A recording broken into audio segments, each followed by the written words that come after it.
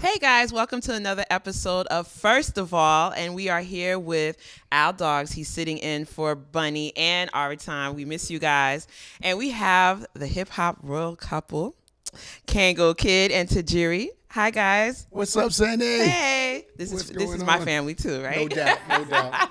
And somebody gonna be real mad if she don't. Oh yeah, say hi, Sia. Say hi. Hi. Hi. Thank you for coming. Say thank you. Thank you. All right, I'm loving Stealing it. the show. That's what she Always, does. right?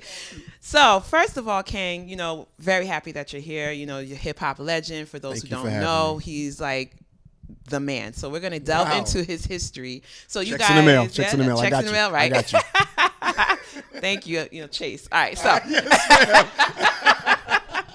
so first of all, let's talk about how did you get started in hip hop? Man, lengthy story, but Brooklyn, New York is where it all kicked off. East Flatbush. Full Force was the neighborhood band. Doc and I were the neighborhood dancers. I was also a neighborhood rapper. Educated Rapper was the same, and a lot of cats wanted to see Educated Rapper and I battle, see who was the best. And so when he and I finally did hook up, instead of battling, we decided to form the group. So I brought my dancer in with me, and he brought his DJ in with him, which was Mixmaster Ice. And the four of us formed UTFO. We performed at a contest at Radio City Music Hall, in which in the contest we came in first place for dancing, second place for rapping, and Houdini was in the audience. Rap group Houdini, classic hip hop group, and exactly, Freaks Come Out at Night, all that. And so they saw us perform and asked our managers, can we come out on the road with them? And of course, our manager said yes. That turned into a world tour. Before you know it, I'm in Germany, I'm in Switzerland, I'm in, you name it, France, it didn't matter, all across the world. And when we finally came home off of this world tour, record deal waiting for us. So everything was, the stars were just aligned, you know what I mean? And so our first single was a song called Beats and Rhymes, did pretty good down south and West Coast. And the second single was Roxanne Roxanne. And that's all she wrote. Okay. So can you tell us how Roxanne came about? What was the concept? Well, behind it? our producers, Full Force, the three brothers, the main brothers of the group, Paul Anthony, B Fine, Boleg Lou. B Fine is the drummer for Full Force, and it was him who came up with the idea. The reason why we ended up doing the song is because we spent 3 weeks on a song called Hanging Out to present to the record company as our next single. They accepted the single and said, we want something for the B-side. We tapped out of ideas. And so B Fine says, all right, let's do a song about a girl named Roxanne. And we said, okay, why Roxanne? And he said, I like the name. Like, okay, fine. What do you want us to write about? So he says, Kang, I want you to write about a girl that you're trying to rap to and you're trying to get with, and she doesn't give you the time of day. And I said, all right, no problem. And E, I want you to do the same, is what he said to Educated Rapper. And he said, all right. So he says, Doc, I want you to do the same, but at the end of the song, you get her. I was like, whoa, why he got to get her? And so B Fine says, all right, fine, nobody gets her. So we all went home. We put Roxanne together in 3 days, opposed to the 3 weeks that we spent on the other song. And that was it. That was the hit instantly. Nobody even cared about Hanging Out. Right. And that became the hit, and that's how it happened. So what was your feeling when you started hearing the battle rhymes come back at you? Like, what was the first one you heard? Well, the first one we heard, of course, was Roxanne Shantae's Revenge. And the way that came about was Mr. Magic and our managers had an agreement. And he played a role, Mr. Magic played a role in blowing the song up, getting it airplay. And the agreement was that he had a show coming up around Christmas, because I think this was around October when they did the deal, when they set the arrangement up. And so come December was when the show was supposed to take place. But the song blew up so crazy so quickly that we were worth now 4 or 5 times what they had agreed on. Right. So we couldn't do that show for that amount of money. And so we ended up doing something else. And so Mr. Magic, from what I understand, I got the story from Fly Tie, president of Coachella. He says that Magic was pissed that we couldn't do the show. And so he spoke to Marley Marl about it. And they both agreed, let's do a song to diss them. So Marley got Shantae to come in and do some lyrics, just pretty much dissing us in fun, but just answering the song. And this was just a cassette that was presented. And the cassette got played on the radio station and got so much requests that they ended up pressing the cassette. And so that single now becomes a record. And our record company approached the record company that pressed the song because they used our instrumental, unlawfully, of course. So there was a cease and desist letter for that. And what pissed Full Force off is that they had an idea to do a response. They wanted to get someone to do this, before Shantae did what she did. And so they held pretty much a casting call, auditions for Roxanne, and they called her the real Roxanne to discredit Shantae. All right, so she's not authorized, but this person here, the real Roxanne, she's part of the clique. She's part of the team. And so that became the second answer. The third answer. Well, no, the second answer, because Shantae's was the first. And then it was just a whirlwind from that point on, man. Just a tsunami of Roxanne songs coming out left and right. But it started with Shantae, and Real Roxanne's was the second. So what were you guys thinking, though, when all this was coming up? I was pissed. Pissed. I was 17 years old. As a kid, I always dreamed of becoming this celebrity and this star song playing on the radio. And the minute I'm starting to enjoy success, I'm getting shot down instantly. So, hell yeah, I was pissed. I was acting my age. I was annoyed. And all of us felt the same way. And so we didn't really get to enjoy the success because it felt like we were fighting to keep ourselves relevant. Because if we slept on this, they would have forgot about us. Right.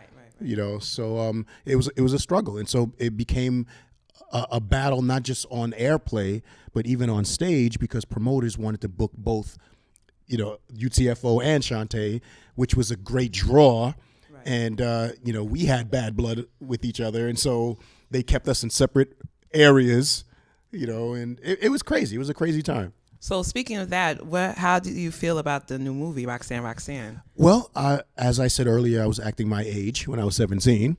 I'm an adult, responsible, mature, and I'm proud of her. I'm happy that she has her story, taking place. Her story, for those that have seen it, would understand and totally understand what I'm saying. This was her story. It was about her trials and tribulations, her struggles. It was definitely a empowerment story for women. Was it a hip hop story? No, it had hip hop artists in it. But for those that know that was from the era of the Roxanne Wars, those hip hop historians would have loved to see what took place backstage, what was taking place during this whole era. And that's not depicted in her movie. It was just her movie. And again, I'm proud of her. She got her story out. And I look forward to getting the other side of the story out, the hip hop side that historians would love to, be a part of. So after Roxanne Roxanne, what was next for Kangol? After the whole era with the song, what did you do afterwards? I was the guy who thought hip hop was a fad. I thought in a few, another year or two, it was going to die out. And what woke me up to that, or what brought me to that conclusion, was the Fred and Barney Pebbles commercial, Fruity Pebbles commercial. I don't know if you guys remember that. Google it.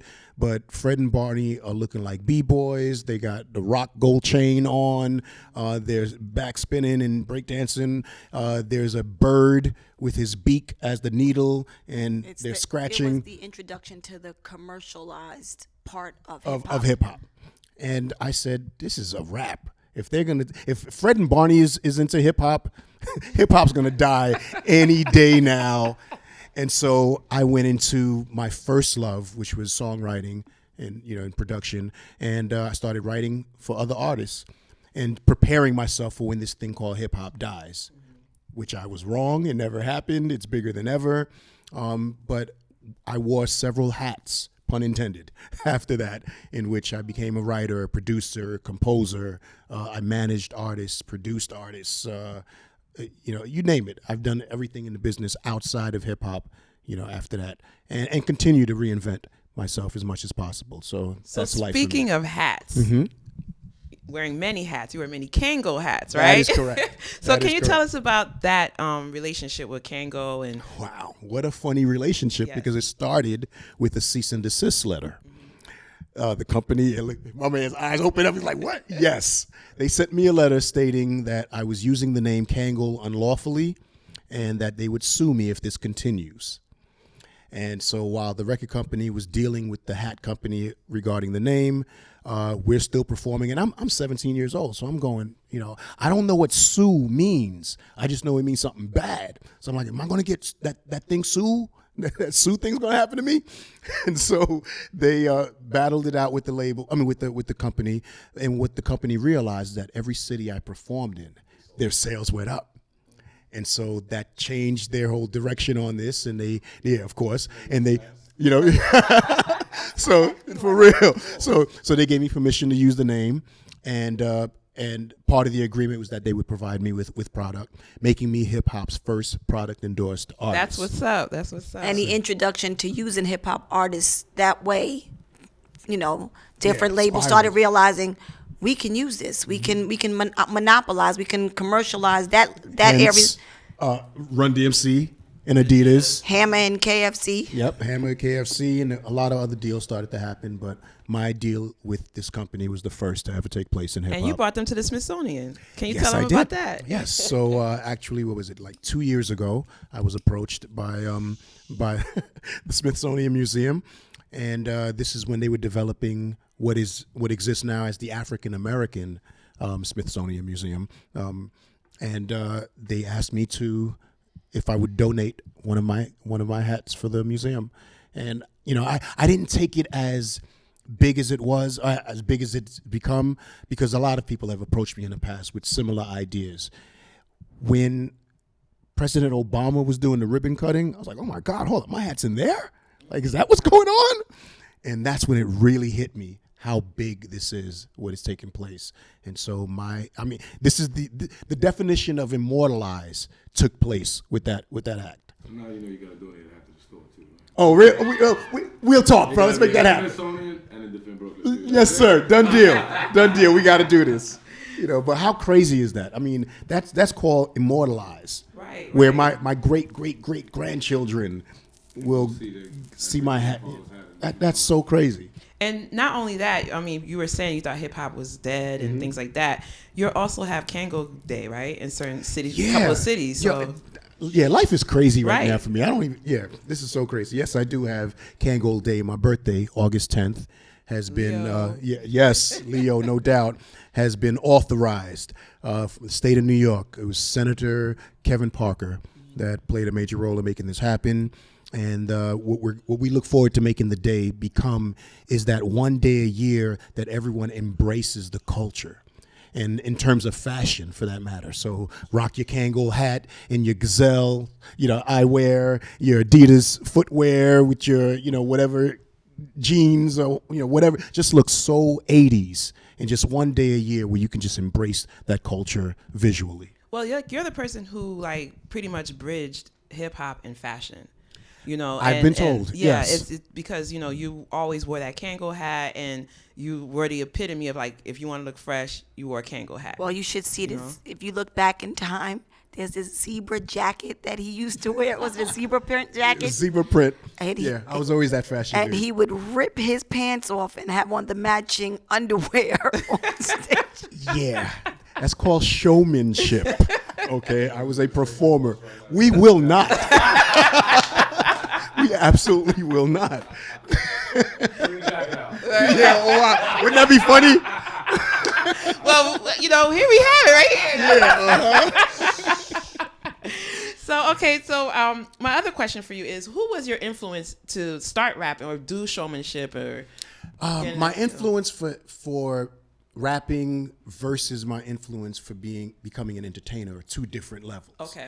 I knew I always wanted to be an entertainer as a kid, and that's watching, the Jackson 5 on television, watching the Osmond Brothers, Donnie and Marie show, Tom Jones. Shields and Yarnell. I don't know if you guys Google them. They were a miming team, and so I used to watch things like that, and those influenced me to want to become an entertainer. In terms of becoming a hip hop artist, the first visualization for me was the Sugar Hill Gang. With Rapper's Delight. And then a few more, because my older brother was a DJ as well, and so he would, get all whatever record comes out. King Tim the Third. For those who don't know, I'm giving you out some hip hop jewels right now. The first rap song ever, first rap record was King Tim the Third. Fatback Band was the name of the group, and it wasn't the biggest rap song ever, but it was the first. And right after that, Sugar Hill Gang came out with Rapper's Delight, making that the first single, and so the biggest rap single or first single ever. And Wait, I got a question. Sure. So, did you see what's the show on Netflix about the history of hip hop? I didn't see that one. I know what you're talking about. Okay, they have a show, and I thought that it was the Sugar Hill Gang. Nah. That was No, it's not. No, the first rap song was called King Tim the Third. That's the name of the song. Yes, and the artist was the group was Fatback Band, and it was a few months later that Sugar Hill Gang single came out. But Rapper's Delight, which is the Sugar Hill Gang single, was the one to blow up. That's the one that got the airplay and all of that. But that wasn't the first. It's the first hit, but not the first record. And you heard that on First of All. Oh yeah. And so I was influenced by them, of course. Then in terms of, this wasn't something that was on radio daily or on television daily, so you would have to go to certain places to enjoy this. And the place that I would go to was Harlem World. And in Harlem World, you would have the Fearless Four perform, Cold Crush Brothers, Treacherous Three, Force MDs, what they would call Force MCs at the time. And so this is where all those acts would perform. And because hip hop wasn't as guarded as it is today, I would go to the clubs with my boombox and record the whole show, in which you could do that, okay? And that was homework for me. So I would record the Cold Crush Brothers and Fearless Four and all these cats, and that was for me and my guys to get together and hear what they did and do something as good as them and then work on doing something better. And so those were my influences in terms of hip hop, those particular groups. You were also a dancer. I saw a clip of you dancing. Yeah. I think it was the Ed McMahon show, was it? It was Bill Boggs. Bill Bott, yes, that show. I saw it on YouTube. Who else? Bill Boggs was one. It was Donahue. Phil Donahue was another one. And actually, we're the first dancers on a national talk show because of that. Right, I Phil remember Donahue's show. So that was from Shields and Yarnell, believe it or not. Okay. They interested me into the whole miming thing, and it was Soul Train that took it to the next level. These television shows were my babysitters.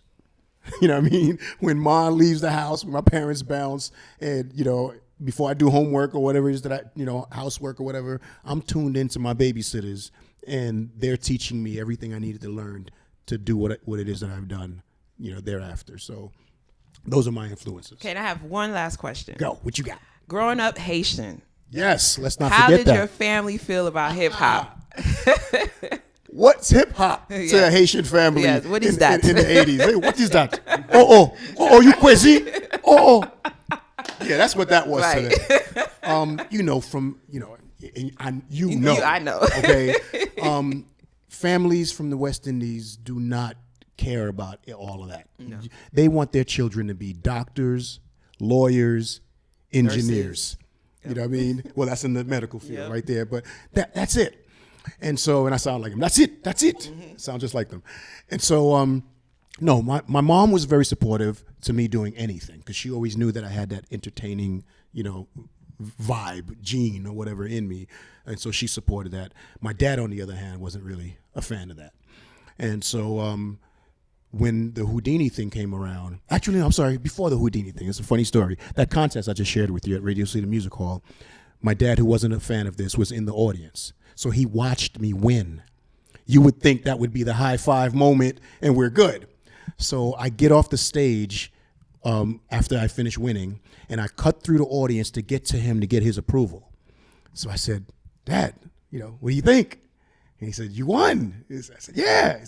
He said, you happy? I said, yeah. He said, okay, so that's it. We're done with this now, right? I'm like, are you serious? And so that was the approval level from a Haitian parent in terms of that. And he felt that way as I went on to Europe and danced. And even during the recording, it was when Roxanne started to blow up that things changed for him. And as a Haitian male, one of the standard jobs for a Haitian male in America is Driving a cab. That's correct. He was a cab driver. And so he came home one day after a shift, and he said, "You won't believe what happened today." I said, "What happened?" He said that he picked up a passenger, and while he was driving the passenger around, Roxanne Roxanne comes on the radio, and the passenger starts to sing the song.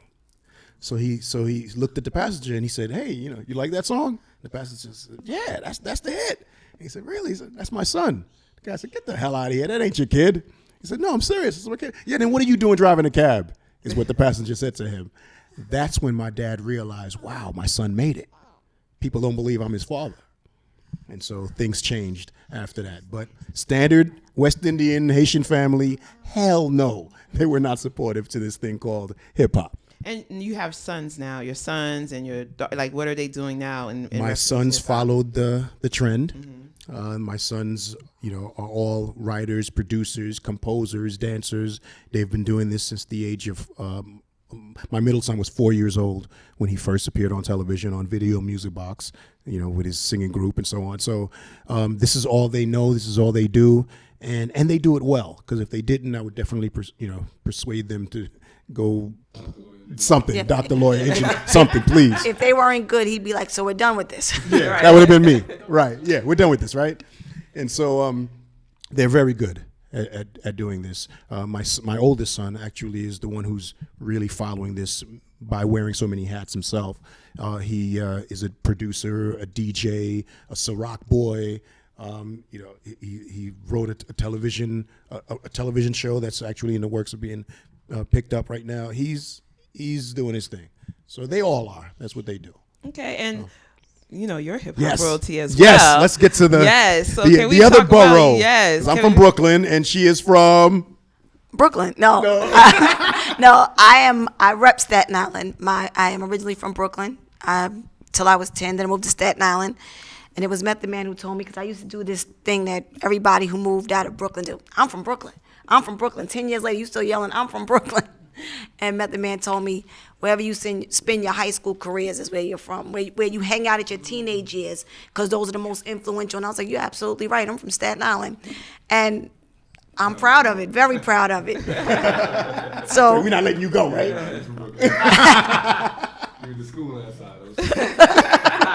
No, I'm from Staten Island. Always. Wu-Tang for the babies. No, from Staten Island, and I rep Wu-Tang. I rep Shaheem, my brother, my little brother Shaheem, the rugged child. Down in I used to dance for Shaheem. My twin sister and I were Shaheem's dancers. And what were you known as? The Doublemint twins. We are Doublemint twins where we come from. We always had we had to switch the name so that we didn't have the issues he had with Doublemint gum. We didn't want the problems. So it wasn't Doublemint spelt like the gum. It was Doublemint like 2 times mint. Like our definition was doubled. So my twin sister, our identical twin sister, Sukari, and I were Doublemint twins. And we danced for Shaheem. And we made history, and we loved that part of us. And I met this guy when I was about 15. Actually, I met him before I started dancing for Shaheem, before Wu-Tang was brought to fruition. He was my sister and I's manager. He came out to Staten Island to audition for dancers for a group he put together, and those dancers happened to be me and my sister.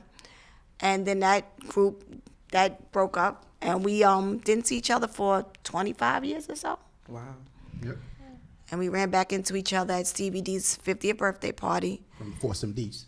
And the rest is Amancia history. Yes, the rest is Sia history, Amancia. But yeah, so that's my story. Dancer, one of the elements of hip hop, the dancer. Staten Island legend, Staten Island dance legend. Oh, yours. Okay. Well, I have originally, when in 1992 to 95, I attended Morgan State University. Actually, my sister and I missed orientation to go on tour with Shaheem, because at that time his album was dropping. And so we went to school, Morgan State, 92 to 95, and then I left. But right before my senior year to become a New York City correction officer, I did 20 years with the correction department and retired 3 years ago. The baby's now almost 3. I'm back in school, graduating and finishing up at Morgan State where I started. Yes, congrats. This is where you would hear the Right, Yes. that's where the applause track come in. Well, thank you so much for coming out to First You are of All. so welcome. Can you tell us where to find you on Instagram, Facebook? You first, young lady.